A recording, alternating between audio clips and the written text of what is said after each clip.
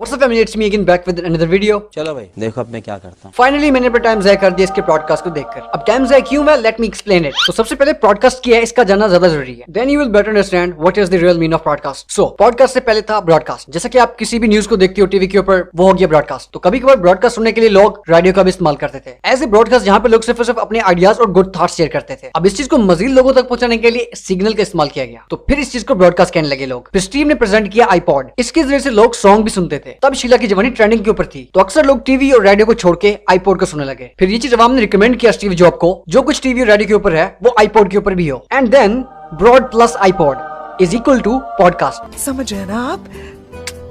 खत्म। उसके बाद आईफोन निकल आया, बाकी चीजें निकल आई। उन्हीं चीजों के अंदर ये सारी चीजें एडजस्ट हो गई, radio, TV, iPod, everything. Podcast भी वही चीज है जो आप टीवी और रेडियो के ऊपर देखते थे, पर वहां पे सिर्फ और सिर्फ शॉर्ट्स और पॉइंट की बातें ही बताई जाती थी, जो कि सच में हमारे काम की होती थी और हमें बातें क्लियर पता चलती। शीला की जीवन से पहले मुन्नी बदनाम मूवी ट्रेंडिंग पे थी। वाह, जस्ट किडिंग यार। मतलब वो बातें जो हमें इंस्पायर करें और हमें हमारी सोच को एक पॉजिटिव वे दें। लाइक छोटी बात बड़ा धमाका, अराउंड 10 to 20 मिनट्स की पॉडकास्ट। मतलब बहुत ही कम टाइम में आप बहुत कुछ सीख जाते थे और आइडियाज भी कैच कर लेते थे। पर लेकिन अब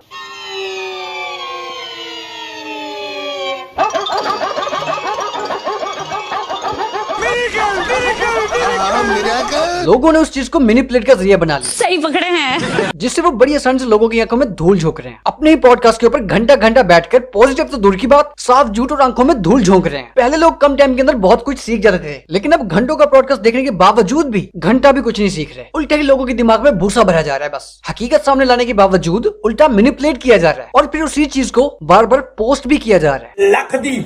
सॉरी, थोड़ा ऑफ द टॉपिक बात कर चुका हूँ, लेकिन पॉडकास्ट क्या है इसका समझाना भी मेरे लिए जरूरी था। तो जिन लोगों ने ये पॉडकास्ट देखा है वो लोग काफी अच्छे से समझेंगे। और मैं झूठे मिरासी की पॉडकास्ट प्ले नहीं करने वाला, क्योंकि मुझे पता है स्ट्राइक ही लगेगी। गजब बेइज्जती है। ऑलमोस्ट इन लोगों ने हकीकत को छुपाने के लिए मुझे रिपोर्टें मारी हैं, लेकिन फिर भी इनकी शक्लों के ऊपर मैंने ब्लर कर दिया, लेकिन करतूत तो इनके दिखाई ही है। और एक बात मैं क्लियर कर दूं, मेरी किसी भी वीडियोस के ऊपर ऐड नहीं चल रहे, कोई ग्लिच आ गया, I don't know what is it, और मुझे इसका अभी तक हल भी नहीं मिल रहा। So let's begin. शुरुआत करते हैं शुरू से। खानदान में ये बंदा यूट्यूब वाला बाबा है, जिसको भी आशीर्वाद चाहिए होगा वो इसके पास आएगा। मेरे को पहले पता यो किराड़ दा पुत्र है, और फिर ये बंदा बोलता है हाँ तकरीबन ऐसे ही है।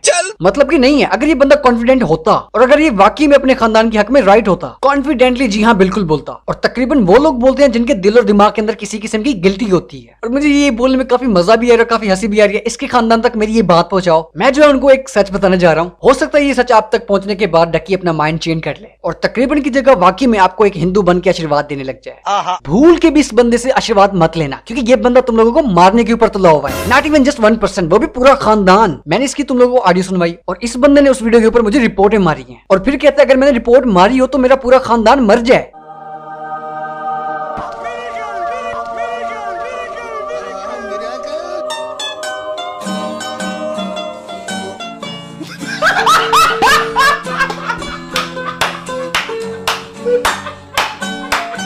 और ये भाई साहब, अगर तो कोई लड़की भी इसके पॉडकास्ट के ऊपर आ गई ना और उसका नाम हुआ सनी लियोन, तो ये उसको भी बोलेगा ये क्या है सनी लियोन, इसको जरा खोलो।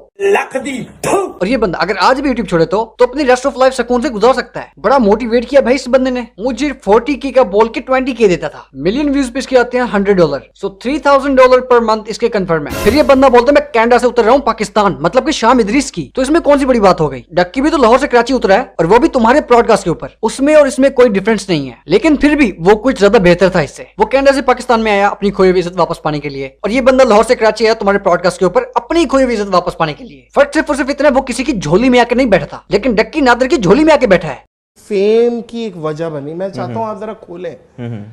हम आ रहे हैं कनाडा से। कनाडा से मैं फ्लाइट उड़ा रहा हूँ और लाहौर उतरेगी शाम इदरीस, जो कि उस वक्त बड़े टॉप नॉच यूट्यूबर थे। फिर से ये बंदा पास के ऊपर बात कर रहा है ताकि वीडियोस लंबी हो, और हर 3 मिनट के बाद तो इसका ऐड चल रहा है। और फिर ये भाई साहब बगैर परमिशन के शाम के ऊपर रोस्ट करता है। वो वीडियो भी डिलीट और पेज भी गया उड़। फिर तो इसको समझ जाना चाहिए था भाई तू पतली गिल से निकल ले, क्योंकि शाम नहीं चाहता कि कोई भी उसको रोस्ट करे। लेकिन नहीं, भाई साहब ने और वीडियोस बना के डाल दी और अवाम भी शाम इदरीस की इसकी साइड हो गई। और जब मैंने इसको एक्सपोज और रोस्ट किया तो मुझे स्ट्राइक मार दी। मतलब उस टाइम जो तुमने किया वो सही था, लेकिन हमने किया तो स्ट्राइक। तुम करो तो सही है, अगर हम करें तो put it in the wrong hole. Even बदला बदर को भी इस बंदे ने थ्रेट्स भेजे और फिर उसको भी स्ट्राइक्स और रिपोर्टें मारी जा रही है। अब एक चीज है जो मैं यहाँ पे कहूंगा, अब ये चीज शाम इदरीस की बड़ी बदनसीबी है, क्योंकि उस टाइम उसकी लाइफ में कोई नानी वाला जैसा कोई दोस्त नहीं था। और अगर वाकई में उसकी लाइफ में ऐसा कोई दोस्त होता तो ये बंदा यूट्यूब पे ना होता। सिर्फ हर ईद के दिन ही इसके दोस्त इससे मिलने जाते, सिर्फ और सिर्फ अगरबत्ती चेंज करने के लिए।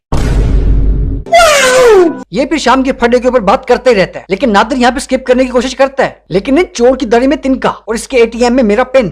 फिर भी फड्डे की बात निकाल आता है। अबे जबकि उसने पूछा ही नहीं यार। गजब बेइज्जती है। क्वीन फ्रॉगी के ऊपर कॉन्डम वाला जोक मारा और शाम इदरी से कहा एक रात के लिए तेरी बहन के साथ सोना है, और लोग इसके घर 4-4 गन लेके गए हैं। वेट, ओए तेरे पास कितनी गन है? गन तो एक ही है, पर उससे मैं पूरे डक्की के खानदान को पानी पिला सकता हूँ।